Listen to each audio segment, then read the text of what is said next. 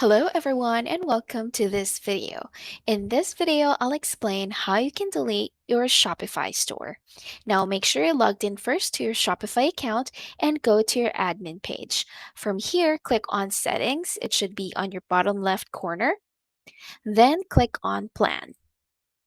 If your Shopify account is still under trial mode, and if you want to delete your Shopify store, just go ahead and click deactivate trial.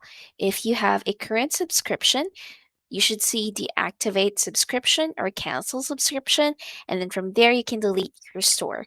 Now, keep in mind that if you decide to delete your store, everything, when I say everything, that will be data, products, pages, everything that you have in the store will be deleted.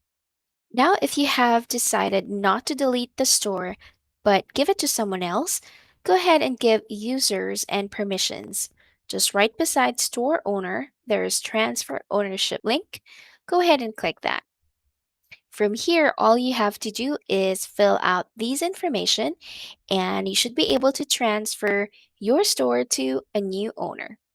And that's it. That's how you can delete or transfer your store on Shopify. If this video was helpful, please like and subscribe to our channel.